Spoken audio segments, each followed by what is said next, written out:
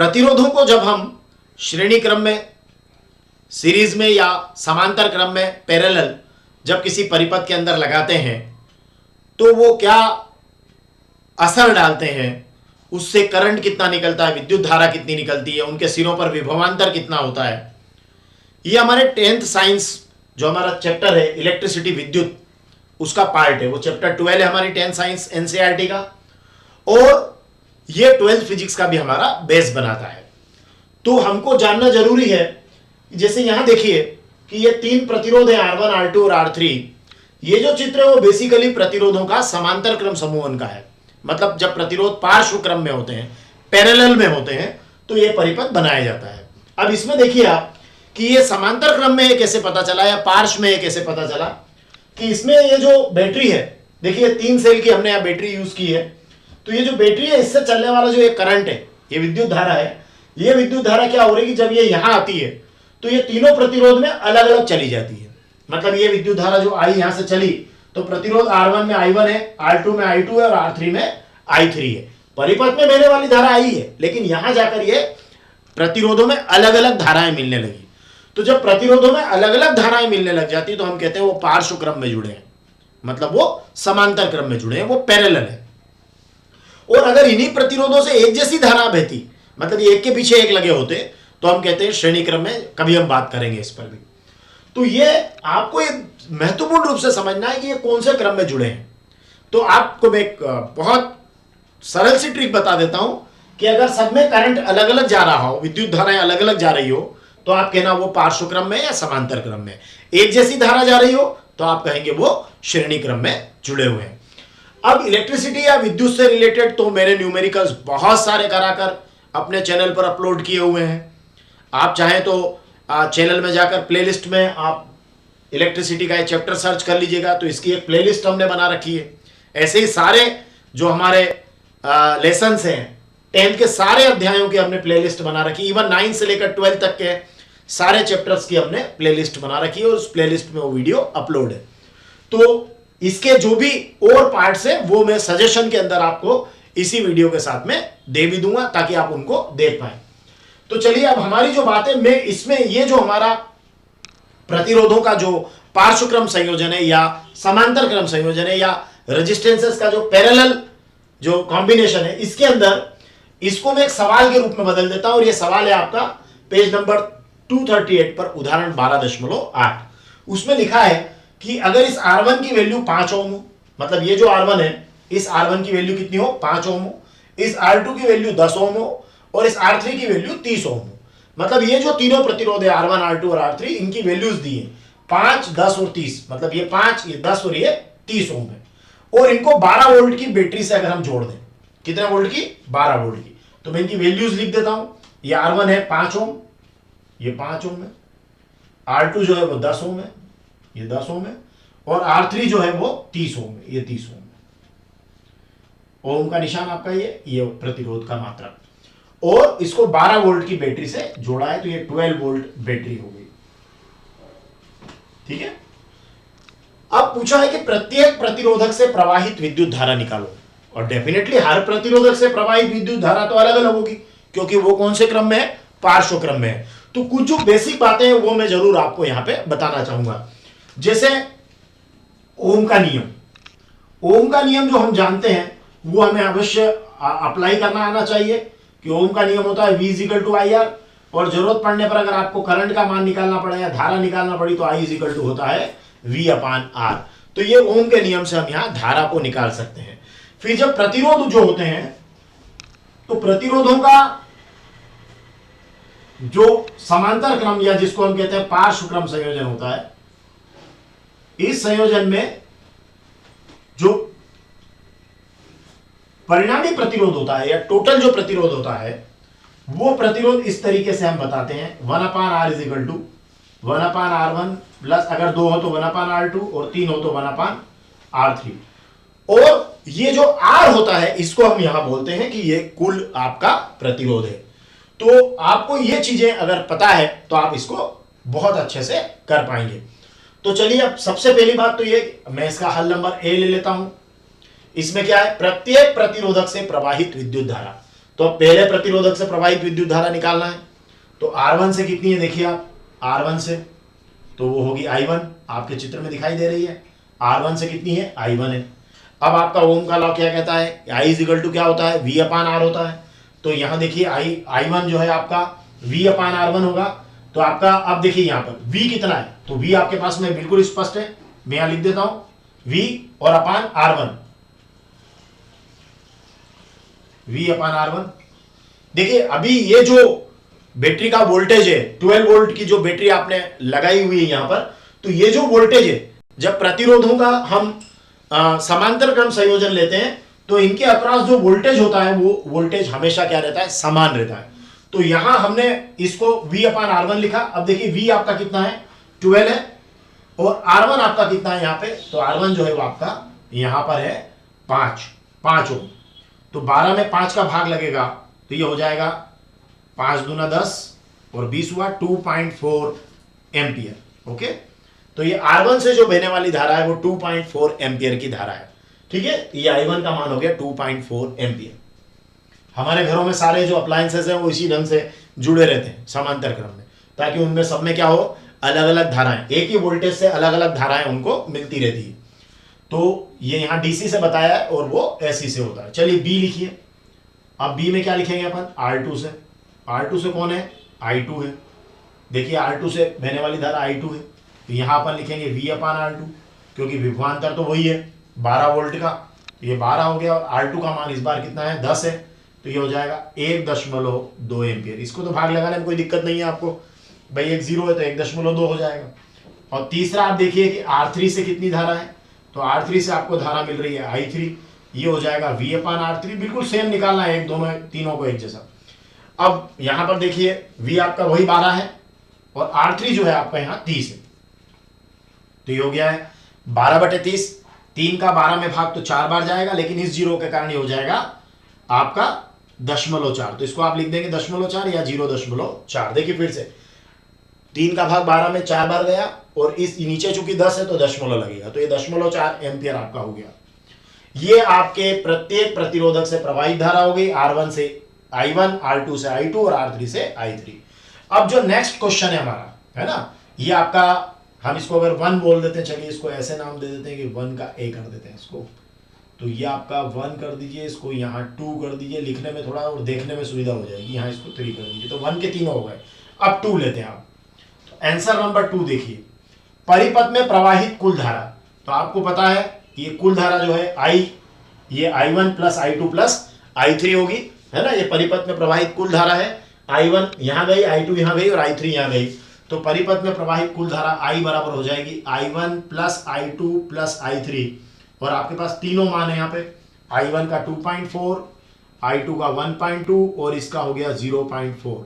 अब आप जोड़ लीजिए इनको, तो ये कितना हो जाएगा, 2.4 और 1 3.4 और 0.2 3.6 और ये, तो ये 0.4, तो ये हो जाएगा कुल मिलाकर 4 एम्पियर। तो यहाँ आपकी कुल धारा हो जाएगी 4 एम्पियर। तो ये आपका सेकंड आंसर भी हो गया, मतलब कुल धारा में आपको इन सबको क्या कर लेना है, जोड़ लेना है। तीसरी बात, परिपथ का कुल प्रतिरोध। तो परिपथ का कुल प्रतिरोध अगर हम निकालें R इजिकल टू, तो कुल प्रतिरोध कितना होगा, वो तीनों तरह के प्रतिरोधों का, तीनों प्रतिरोधों का क्या होगा, योग होगा। तो R1 plus R2 plus R3 ऐसा लिखेंगे क्या कि आप 1/R1 1/R2 और 1/R3 लिखेंगे। तो यहां आप ध्यान से देख लीजिएगा कि ये कौन से क्रम में जुड़े हुए हैं, तो आप देखेंगे अरे ये तो पार्श्व क्रम में जुड़े हैं, तो यहां श्रेणी वाला फार्मूला नहीं लगा सकते R is equal to R1 plus R2 plus R3, तो आपको यहां लिखना पड़ेगा कुल प्रतिरोध के लिए 1/R is equal to 1/R1 plus 1/R2 plus 1/R3। ये आपका पार्श्व क्रम है। जो मैंने पहले लिखा था वो श्रेणी क्रम का था, सीरीज में था, यहाँ क्या है, पैरेलल में है। पार्श्व क्रम मतलब समांतर क्रम, और तुल्य प्रतिरोध को हम R मानते हैं, तो आपको इसको 1 के बटा में लिखकर ऐसे लिखना चाहिए। अब वैल्यू पुट कर दीजिए, तो 1/R इजिकल टू हो जाएगा 1/R1 की जगह कितना लिखेंगे, R1 का मान 5, R2 का कितना है 10 है, और R3 का कितना है 30 है। तो ये हो गया आपका, थोड़ा सा एलसीएम लेकर चलते हैं, तो 1/R इजिकल टू, ये देखिए यहाँ नीचे हो जाएगा, एलसीएम में कितना आएगा, ये 30 आएगा। ओके, 5 अंक 30, 10 दिया 30 और 30, ये आपका 1 हो गया। देखिए आप आपने एलसीएम लिया तो 30 आया, ये 30 हुआ, और 30 में 5 का भाग 6 बार, 6 में 1 का गुणा 6, 30 में 10 का भाग 3 बार, 3 में 1 का गुणा 3, और 30 में 30 का भाग 1 बार और 1 में 1 का गुणा 1। अब 1/r की आपकी वैल्यू आ रही है 10/30। और अगर आप इसमें r निकालना चाह रहे हैं, मैं यहां लिख देता हूं, तो देखिए r अगर आप निकालना चाह रहे हैं तो ये उल्टा कर दीजिए इसको, या फिर आप अभी 1/r ही निकाल लीजिए, फिर r आप आखिरी में उल्टा कर दीजिएगा। तो 1/r की वैल्यू आपकी आ जाएगी 1/3, 0 से 0 क्या हो गया, कट गया, 0 से 0 कैंसिल किया तो 1/3, और r बराबर आ जाएगा आपका 3 ओम। तो इस तरीके से ये आपने जब पार्श्व क्रम में संयोजित किया तो जो आपका जो कुल प्रतिरोध है वो आ जाएगा आपका 3 ओम। एक मजेदार बात आपने ये देखी, तो जो कुल प्रतिरोध आ रहा है वो अलग अलग प्रतिरोधकों से भी कम है, मतलब इवन R1 R2 और R3 तीनों से अलग अलग भी वो कम है। मतलब क्या होता है कि जब हम पार्श्व क्रम में या समांतर क्रम में जोड़ते हैं तो हमारा जो परिणामी प्रतिरोध या कुल प्रतिरोध है वो क्या होता है, घट जाता है। ठीक है, तो ये इस तरीके से, चलिए एक और हम प्रॉब्लम को लेते हैं, उसको सॉल्व करते हैं। अब जो हमारा नेक्स्ट क्वेश्चन है उसका डायग्राम यहां पर बना रखा है, देख लीजिए आप। इस चित्र के आधार पर आपको कुछ प्रश्न के उत्तर देना है।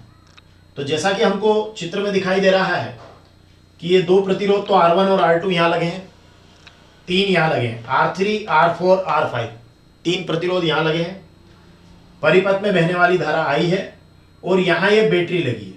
ठीक है, और ये आपका अमीटर है जिसमें पता चलेगा कि इस विद्युत धारा की प्रबलता कितनी है। अब ये कुंजी लगा रखी है। जो प्रश्न दिया है वो इस चित्र के साथ दिया है कि चित्र में R1 10 ओम है, मतलब ये जो R1 है इसका मान है 10 ओम। ठीक है, R2 40 ओम है, इस R2 का मान 40 ओम है, मतलब ये है आपका 10 ओम। ठीक है, ये है आपका 40 ओम। R3 30 ओम है, इसका मान दिया है 30 ओम। R4 20 ओम है, ये 20 दे रखा है, मैं केवल 20 लिख देता हूं। R5 60 है, ये 60 आप ओम समझ लीजिएगा इसको। ठीक है, अब बैटरी 12 वोल्ट की है, 12 वोल्ट की बैटरी हो गई, मतलब 12 वोल्ट के आपको परिपथ में जो आपका वोल्टेज आ रहा है वो 12 वोल्ट का है। ओके, अब परिपथ में कुल प्रतिरोध आपको निकालना है। तो परिपथ में कुल प्रतिरोध अगर आपको निकालना है तो अब आपको पहले तो यह समझना होगा कि ये जो प्रतिरोध है ये कौन से क्रम में जुड़े हुए हैं। अगर हम इसको समझ गए तो फिर हम परिपथ का कुल प्रतिरोध निकाल पाएंगे। तो जैसे आप अगर यहां देखें तो यहां जो करंट आया है, धारा आई है, वो ये आई धारा दो भागों में बढ़ गई, एक यहां और एक यहां, मतलब इस प्रतिरोध से अलग धारा बह रही है और इस प्रतिरोध से अलग धारा बह रही है। और मैंने आपको कहा कि जब प्रतिरोधों से अलग अलग धाराएं बहने लग जाती है तो हम कहते हैं कि वो प्रतिरोध कौन से क्रम में है, पार्श्व क्रम में है, अर्थात समांतर क्रम में है। तो इस हिसाब से R1 और R2 समांतर क्रम में है। ठीक है, अब यहां भी देखें ये आई धारा जो आई तो यहां से ये तीन भागों में बढ़ गई, 1 2 3।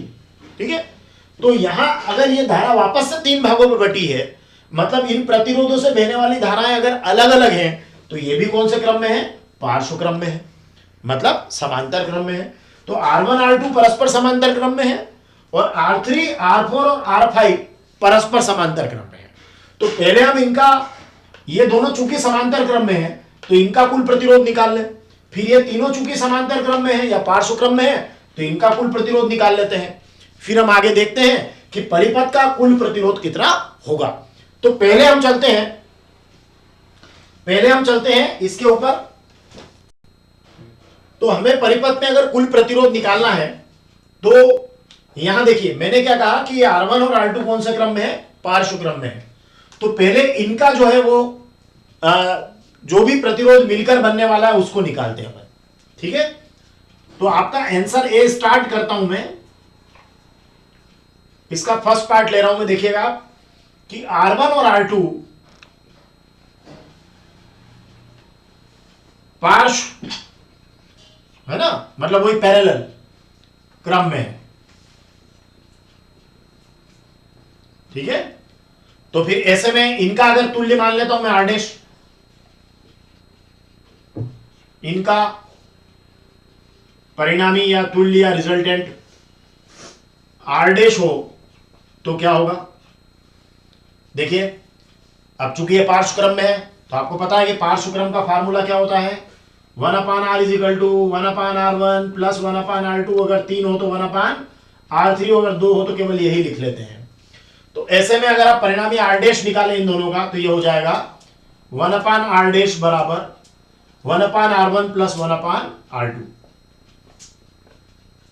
ओके, वैल्यू पुट कर दीजिए। 1/r डैश 1/r1 मतलब 1/10, 1/r2 मतलब 1/40, ये 1/10 और 1/40। हल कीजिए इसको। 1/r डैश, ये देखिए 40 आपका लघुत्तम आया, 10 चौक 40, 4 का 1 में गुणा 4, ठीक है, और 40 एकम 40, 1 आया, 1 का 1 में गुणा 1। ये तो खैर एलसीएम लेते तो आपको आता ही होगा। तो 1/r डैश की वैल्यू हो गई 5/40, और यहां से अगर आप r डैश निकालेंगे तो देखिए r डैश कितना आ रहा है आपका, r डैश आ रहा है, उल्टा कर दे, या आप चाहो तो एक बार और कम से कम, अगर आप चाहते हैं कि एक बार और कम से कम इसको सॉल्व करके नीचे ही रहने दे तो आप ऐसा भी कर सकते हैं। 5 एकम 5 और 5 अठे 40, अब उल्टा कर दीजिए तो r डैश की वैल्यू आ जाएगी 8 ओम। मतलब ये जो दोनों आपके प्रतिरोध जो समांतर क्रम में लगे थे या पार्श्व क्रम में लगे थे R1 और R2, ये पार्श्व क्रम में लगे थे, तो इनका जो परिणामी प्रतिरोध है, अगर मैं इन दोनों को समाप्त कर दूं थोड़ी देर के लिए, इनको ऐसा कर देता हूं कि दोनों समाप्त हो गए, तो इनका जो परिणामी प्रतिरोध होगा वो ऐसा हो जाएगा। इनका परिणामी प्रतिरोध काल्पनिक रूप से बता रहा हूं मैं आपको, इनका परिणामी प्रतिरोध ये काल्पनिक रूप से, ये इस तरीके से मैं डैश डैश लगा देता हूं, तो काल्पनिक रूप से r डैश हो जाएगा आपका 8 ओम। ये 8 ओम हो गया, मतलब ये दोनों हट गए और केवल अब ये रह गया, r डैश का मान कितना आया, ये 8 ओम आया, ठीक है। अब यहां देखिए आप, यहां पर भी तो वो करंट 3 भागों में बटा है, मतलब ये R3, R4 और R5 भी कौन से क्रम में है, पार्श्व क्रम में है। तो यहां पर भी आप लिखेंगे इसके सेकंड पार्ट के रूप में इसी क्वेश्चन के, कि यहां आपने लिखा था R1 R2 पार्श्व में, अब क्या लिखेंगे, R3 पुनः R3, R4 व R5 कौन से क्रम में है, पार्श्व क्रम में है। यदि परिणामी, इनका परिणामी है ना, यदि इनका परिणामी, मतलब इनका परिणामी अगर आप मान रहे हैं R डबल डैश, R पर आप 2 बार डैश लगा दीजिए, मतलब इनका परिणामी R डबल डैश हो गया, तो देखिए तब R डबल डैश का मान क्या आएगा, 1/r डबल डैश बराबर, अब वही 1/r1 plus 1/r2 plus 1/r3 कर दीजिए, तो ये हो जाएगा 1/30 धन 1/20 धन 1/60। सॉल्व करिए, सॉल्व करेंगे तो देखिए क्या आएगा, एलसीएम कितना आएगा इसका, 60 ही आएगा, 60 हो गया, 30 दूनी 60, तो 2 का 1 में गुणा 2, 20 दिया 60, 3 का 1 में गुणा 3, 60 एकम 60, 1 का 1 में गुणा 1, तो ये 1/r डैश की वैल्यू आ रही है, r डबल डैश की वैल्यू आ रही है 3 2 5 और 1 6/60, 1/r डबल डैश आ रहा है 1/10, और अगर आप r डबल डैश निकालेंगे तो ये आ जाएगा आपका 10 ओम। तो r डैश आ रहा है 8 ओम और r डबल डैश आ रहा है 10 ओम। मतलब ये यहां देखिए, अब मैं तीनों को हटा देता हूं, तो जब मैं तीनों को हटाता हूं मतलब इसको भी हटा दूं, इसको भी हटा दूं और इसको भी हटा दूं, तो इन तीनों की जगह मेरा जो एक काल्पनिक रूप से अगर मैं कहूं तो मेरा एक रेजिस्टेंस ऐसा बन रहा है, ये देखिए, ये यहां, ये देखिए, और ये कितना बन रहा है मेरा, 10 ओम बन रहा है, ये 10 ओम हो गया मेरा काल्पनिक। अब आप देखिए कि परिपथ का कुल प्रतिरोध, मान लीजिए सपोज अपन मान लेते हैं कि परिपथ का कुल प्रतिरोध आ है ना, तो परिपथ का कुल प्रतिरोध, परिपथ का कुल प्रतिरोध कितना है, R मान लेते हैं, R बराबर, अब वो कितना होगा देखिए आप, यहां पर अगर आप देखें तो ये R डैश आया आपका 8 ओम, ये R डैश आया 8 ओम, और R डबल डैश आपका निकला है, ये यहां R डबल डैश है, ये R डबल डैश जो आपने अभी निकाला है, मैं इसको काल्पनिक रूप से यहां लिख रहा हूं, तो R डबल डैश कितना आया, 10 ओम आया। अब यहां ध्यान से देखिए, ये ऐसे आ गया सीधा, ये I करंट ही चलता चलता इसमें से भी I, तो कुल मिला के आपके R डैश में से भी I बह रहा है और R डबल डैश में से भी I बह रहा है। मतलब क्या हुआ कि करंट समान है, मतलब ये दोनों पिचक्कर एक हो गए, एक हो गया, और ये तीनों पिचक्कर भी एक हो गया, मतलब ये दोनों पिचक्कर आर डैश बन गया और ये तीनों पिचक्कर आर डबल डैश बन गया। तो इनमें सब में क्या हो गया, आप करंट सेम मिलने लगा, और करंट अगर सेम मिलने लगा तो ये कौन से क्रम में चले जाएंगे, ये चले जाएंगे श्रेणी क्रम में। और जब ये श्रेणी क्रम में चले जाते हैं तो आपका तुल्य प्रतिरोध होता है, ये देखिए ये पार्श्व का तुल्य प्रतिरोध है, और अगर यही श्रेणी में चला जाता है तो आपको पता है कि ये सब जुड़ जाते हैं। तो आप R इजिकल टू R1, देखिए श्रेणी में क्या होगा, श्रेणी में देखिए ये आपके सारे जुड़ जाते हैं, तो श्रेणी में स्थिति क्या बनेगी इसकी, R is equal to R1 plus R2 plus R3। तो श्रेणी में देखिएगा ये हो जाएगा, श्रेणी में इसको लिखते हैं R is equal to R1 plus R2 plus R3, जितना भी हो ये श्रेणी में होता है ना। तो अब श्रेणी में देखिए, अब आपका यहाँ पे मैंने कहा ना कि ये R डैश और R डबल डैश आपका कौन से क्रम में आ गए, श्रेणी में आ गए, मतलब 8 और 10 है ना, ये श्रेणी में आ गए, तो इनको आप जोड़ दीजिए। तो परिपथ का टोटल प्रतिरोध हो जाएगा 8 धन 10 बराबर 18 ओम। ये परिपथ का टोटल प्रतिरोध आपका आ गया, परिपथ का कुल प्रतिरोध। कैसे सॉल्व किया आपने क्या किया, ये देखा सबसे पहले कि ये तीनों प्रतिरोध कौन से क्रम में है। आपने कहा पार्श्व क्रम में है, तो एक काम करते हैं, इनका परिणाम ही आर डैश मान लो, ठीक है, और उसको सॉल्व कर लो। पार्श्व क्रम में तो 1/R1 plus 1/R2 plus 1/R3, अगर 2 है तो 1/R1 प्लस 1/R2 करके कर लेंगे, ठीक है। फिर इनका एलसीएम लेते हो और वैल्यू किसकी निकालना है, आर डैश की। यहां तीनों कौन से क्रम में है, तीनों फिर समांतर क्रम में है, क्योंकि इनमें करंट क्या है, अलग अलग जा रहा है, तीनों फिर पार्श्व क्रम में है। तो फिर ऐसे में क्या होगा, यहां फिर वही 1/R डबल डैश कर दीजिए और तीनों को 1/R1 plus 1/R2 plus 1/R3 कर दीजिए, यहां से आर डबल डैश निकाल दीजिए। अब ये आर डैश काल्पनिक रूप से देखिए, यहां बता रहा हूं, अगर दोनों हट गए तो ये आर डैश है, तीनों हट गए तो ये आर डबल डैश है।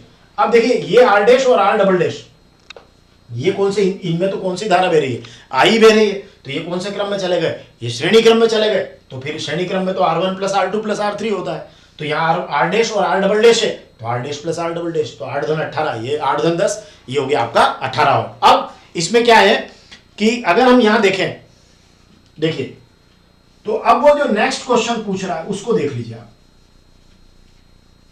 जो उसने नेक्स्ट क्वेश्चन पूछा उसको देखें अपन, कि परिपथ में प्रवाहित कुल धारा। तो परिपथ में प्रवाहित कुल धारा मतलब आई का मान निकालना है, ठीक है। तो ये क्वेश्चन नंबर बी देखिए आप, बहुत छोटा सा है, बहुत सरल है, कोई दिक्कत नहीं। परिपथ में प्रवाहित कुल धारा, तो आई बराबर हो जाएगा, हम जानते हैं क्या होता है, V बटे R। परिपथ में प्रवाहित कुल धारा आई बराबर V बटे R कहां से आया, ओम के नियम से, क्योंकि हम जानते हैं ओम का नियम क्या है, V is equal to I R, ये आप जानते हैं। तो यहां से I इज इक्वल टू निकल गया V अपान R। अब V कितना आपका 12 वोल्ट है ना। परिपथ में आपका जो सप्लाई दिया था आपने, वो कितने वोल्ट का दिया था आपने, 12 वोल्ट का दिया था, तो ये 12 हो गया। R आपने कितना निकाला है, ये R आपका हो रहा कितना है 18 ओम, तो 12 बटे 18 हो गया। और अगर ये 12 बटे 18 हुआ तो वैल्यू कितनी हो जाएगी इसकी आई की, देखिए सॉल्व करेंगे थोड़ा सा इसको, तो देखिए आई बराबर 2/3, 6 से काटा 2/3, और अगर आप सॉल्व करेंगे तो आपके पास में जो आई की वैल्यू आएगी वो आएगी, भाग लगाइए, तो ये 3, 2 में 3 का लगा रहा है तो दशमलव होगा, तो ये 0 अब 20 बनाए, 3 छंग 18, फिर 3 छंग 18 बनेगा है ना, फिर 3 तो 0.666 आता जाएगा, तो इसको आप 0.67 एम्पियर लिख सकते हैं। तो इस तरीके से ये परिपथ में प्रवाहित कुल धारा आपको प्राप्त हो जाएगी। उम्मीद है आपको ये न्यूमेरिकल्स में मजा आया होगा, और भी न्यूमेरिकल्स आगे आपका वेट कर रहे हैं, वो भी हम करेंगे जल्दी ही। Thank you.